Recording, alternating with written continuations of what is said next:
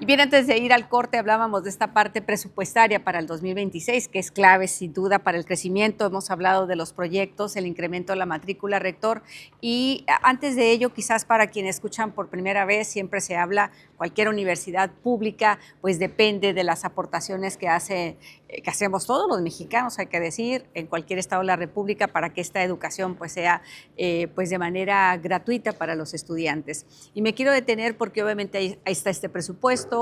Sin embargo, la propia ANUYES, a quien pertenece también la UABC, han hecho referencia al arranque de este 2026, la preocupación que se tiene, ¿no? Porque por una parte se pide que se incremente la matrícula y por la otra parte hay recortes presupuestales. Y me quiero detener en la parte financiera porque sin duda la universidad ha sido muy responsable con el tema de, pues desde no solamente en la parte presupuestaria, sino también, y lo hemos visto en otras crisis que hay en otros estados, como la UAS en Sinaloa, ¿no? Con el tema sindical, las pensiones y demás. Entonces, ¿cómo cuidar, cómo balancear, equilibrar, ¿no? El presupuesto, los recortes? Te dejo los micrófonos.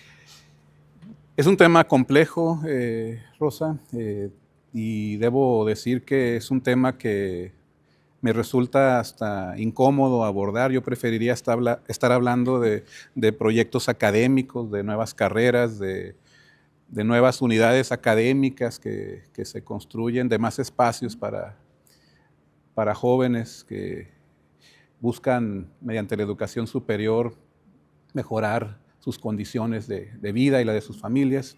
Sin embargo, bueno, el financiamiento y los recursos pues, son necesarios para construir todos estos proyectos. La universidad, como bien lo dices, ha sido muy responsable en cuanto al manejo de sus finanzas, históricamente, no nada más en esta administración.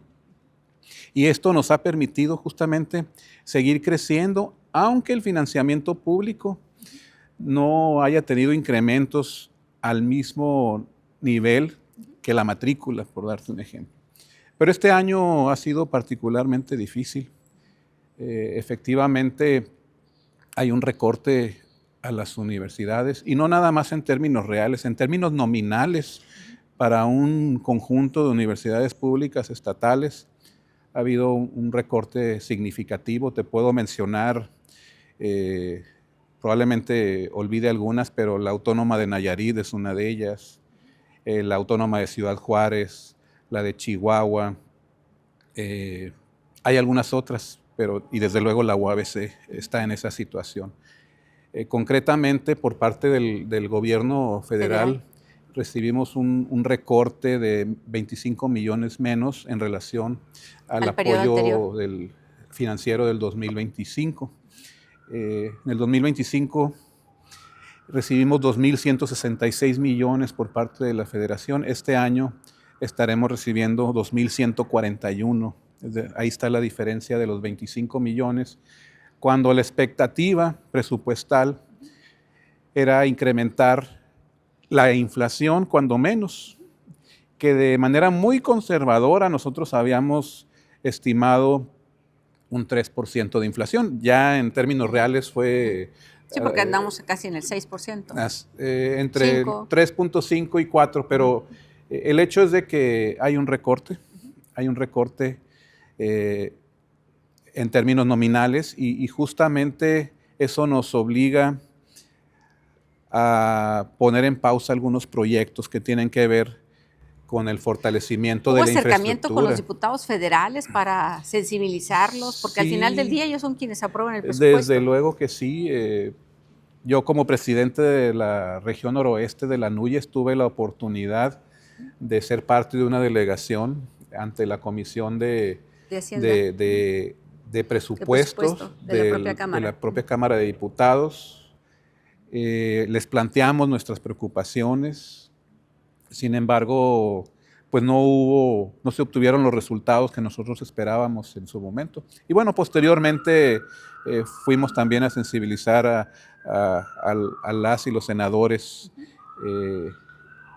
para plantearles esa misma preocupación. No pasó, pues no obtuvimos estos resultados que esperábamos. En términos generales, a las universidades públicas estatales se le incrementó el 1.78%. No la inflación. No la inflación, a la mayoría de ellas. Algunas, como las que ya te comentaba, sí, ni siquiera el 1.78%. Hubo una reducción en términos nominales. Y a las universidades nacionales un incremento del 3%. Esa es la realidad en cuanto al subsidio público federal. Ok. Y ante esta situación, ¿qué estrategia está sugiriendo el propio Consejo de la Universidad y en la propia Tesorería? Aquí estamos en Rectoría, Rector. Bueno, nosotros... ¿Qué plan van a seguir? Yo he continuado en las gestiones con el gobierno federal. Hay posibilidades de tener acceso a recursos extraordinarios, según me comentan. He planteado esta situación al gobierno del estado. Hay empatía y hay voluntad para que se compense este déficit presupuestal mediante recursos del gobierno del estado. ¿A través del FIDEM, por ejemplo? Bueno, esa es una opción, pero también mediante recursos extraordinarios del propio gobierno del estado. Y desde luego, como universidad, no nos dormimos en nuestros laureles, seguimos avanzando en la generación de estrategias para incrementar la capacidad de obtener recursos propios, que de entrada somos una de las universidades que en términos de su distribución presupuestal tiene mayor cantidad de recursos propios, alrededor del 20%. El tema de la Totoaba es un proyecto importante, el incrementar los productos que se generan en el ICA, por ejemplo. Tenemos próximamente a abrir una planta de procesamiento de malta para el sector cervecero artesanal del Valle de Mexicali. Incrementar también la oferta de servicios a la industria en el Instituto de Ingeniería y una acción estratégica que iniciamos desde el 2023 es la creación del Centro de Educación Continua para fortalecer la oferta de cursos de actualización profesional y en general programas de formación hacia toda la sociedad, que ya ha incrementado la cantidad de ingresos que entran a la institución y vamos a seguir haciéndolo desde luego. Así es. Recordaremos el año pasado cuando la gobernadora presentó su informe de gobierno, ahí decíamos, bueno, yo creo que la universidad fue hablando de las instituciones y además hasta de pie te pusiste, rector, sí, claro. Te estuve observando, ¿no? Cuando se mencionó y se presentó en esa época la beca Corazón de Cimarrón. Entonces quiero que le digas a nuestra audiencia, ya arrancó 2026, ya se está implementando, ¿en qué etapa va? Sí, es algo que nos emocionó mucho porque representa un beneficio directo a la economía de las familias de nuestros estudiantes. Se otorgaron este 2026. Este 2026 que estamos iniciando, el primer semestre del 2026, alrededor de 21,140 becas al mismo número de estudiantes. Y eso mismo planeamos repetirlo para el segundo semestre de este año, otorgarles becas a estos jóvenes si es que vuelven a solicitarlas, o abrir la convocatoria para que más cimarrones y cimarronas se sumen a ella. ¿Cómo es el mecanismo para otorgar la beca? Porque se hablaba de que se hace un estudio socioeconómico. Hay dos modalidades. ¿La dan ustedes o la da el propio gobierno? La damos nosotros con base en los recursos que recibimos en este programa especial, que es de alrededor de 134.4 millones de pesos para el 2026. Y la convocatoria se divide en dos modalidades. La primera, para lo que nosotros denominamos zonas vulnerables, que son las unidades periféricas, entre las cuales se encuentra San Quintín, el Valle de Mexicali, San Felipe, la Unidad Valle de las Palmas, Tecate, Rosarito, San Felipe, no recuerdo si lo mencioné. Sí, ya lo mencioné. Y bueno, esas serían las unidades académicas en la modalidad 1. Ahí otorgamos... ¿A qué le llamas modalidad 1? ¿Que es en primer ingreso o qué? No, es una división de la convocatoria. Es decir, esta modalidad 1, en automático, a las y los estudiantes que están en estas unidades académicas que ya te mencionaba, se les asigna la beca, nada más tienen que ingresar La beca consiste en pagar la cuota de inscripción. De inscripción, nada más. Inscripción y reinscripción, correcto. Okay. Entonces, los estudiantes que pertenecen a estas unidades académicas que ya te mencionaba, solo tienen que ingresar al portal de la UABC y presionar el botón de que aceptan la beca. No hay un estudio socioeconómico de por medio. En la modalidad 2, otra forma de asignar becas, aplica para todos los estudiantes de la UABC, ya sea de zonas urbanas o zonas rurales. Aquí sí tienen que llenar un formulario en el que de alguna manera manifiesten, primero, que requieren la beca y segundo, que se encuentran dentro de ciertos sectores vulnerables en cuanto a sus ingresos económicos familiares se refiere, madres autónomas, por ejemplo, jóvenes con alguna discapacidad y otros grupos vulnerables, por ejemplo, miembros de pueblos originarios.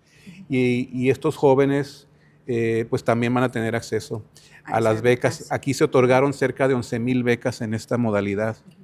Sí, y pues realmente ha sido un éxito esta beca, que nuestra aspiración es que continúe y que a medida de que el gobierno del estado nos apoye con más recursos, pues se pueda extender a toda la población. Pero esto estudiantil. va a depender de recursos extraordinarios que el propio gobierno del estado pueda canalizar a la universidad y obviamente los proyectos que se tengan, ¿no? Porque ahorita mencionabas, bueno, van sobre ingresos propios, Totoaba y otros productos, que sería interesante. Ahora, el tema de la Totoaba, ¿cómo quedó el año pasado que finalmente se abre la primera oportunidad de tener una UMA? No sé si tengas algunos resultados o quieras compartir cómo lo van a ir desdoblando este año. Sí, bueno, pudimos comercializar en este programa piloto 4,5 toneladas de Totoaba en todo el estado. Más allá del propósito de generar recursos en este programa piloto, era para medir la aceptación de la comunidad y pues fue todo un éxito. Creo que a ti te tocó probar. Sí, aquí en el propio Orgullo Cimarrón, aquí en Rectoría, con ceviche. Así es de que, por favor, el ceviche de Totoaba, que ya lo pongan en el menú, si son tan amables, que quedó delicioso. Y la aspiración, perdón que te interrumpa, la aspiración en cuanto a la Totoaba es que podamos obtener el permiso para exportación. Okay. Y que no necesariamente la UABC exporte, sino que la UABC promueva el desarrollo de granjas de cultivo en San Felipe, particularmente para que pueda ser una fuente de ingresos para las familias del puerto. Del puerto, muy bien. Hablando de esta vinculación con el puerto, San Felipe y demás, antes de irnos al corte, rector, ¿qué otro proyecto destacarías antes de irnos a hablar sobre la autonomía universitaria? Bueno, desde luego el incremento de las unidades productivas, que simplemente es poner las fortalezas de la universidad al servicio de la comunidad y también para generar ingresos para la propia institución. Al final de cuentas, el generar ingresos para la institución es para incrementar la capacidad de atención de un mayor número de estudiantes. Así es. ¿Algún proyecto que se haya quedado truncado por esta falta de recursos federales, que tú dijeras, híjole, esto lo vamos a tener que detener, postergar? Al ingreso de la administración, yo planteé, inclusive fue publicado en los medios, una unidad académica de veterinaria en zona costa. Allá no hay formación de médicos veterinarios. Tienen que venir a Mexicali. La cantidad de espacios está limitada. No, y cada vez se requieren más especialistas en esta área. Inclusive, ¿eso está pendiente entonces? Eso está pendiente. Ya hay un anteproyecto y se requieren alrededor de 200 millones de pesos para construir la obra y una cantidad similar para operarla. Sí, y antes de concluir esta parte, rector, ahorita que mencionabas la beca Cimarrón, también se anunció en ese momento otros recursos para la unidad de ciencias médicas en Tijuana. ¿En qué quedó eso? Ya hay un convenio firmado donde el gobierno del estado otorgará un apoyo extraordinario de 103 millones de pesos. ¿En qué lo vas a utilizar? Para construir una clínica de especialidades en la unidad Otay y que esto nos permita incrementar espacios en las carreras de medicina, de nutrición y de psicología. Además, esos 103 millones de pesos se va a construir aquí en Mexicali la primer clínica, el primer hospital universitario para atender labio y paladar hendido. Okay. Y eso va a estar en la zona va a estar en la poniente de Mexicali. En la unidad, Oriente, perdón. Ajá, en la Oriente. unidad de Ciencias de la Salud en la calle Novena. Ahí va a estar. Ahí va a estar. ¿Y se pone la primera piedra este año? Sí. Entonces ya. El plan es iniciar la obra en abril de este año. Y desde luego a mí me gustaría poder inaugurarla y ese es el plan. Muy bien. Bueno, vamos a innovar, pero otro segmento. Volvemos.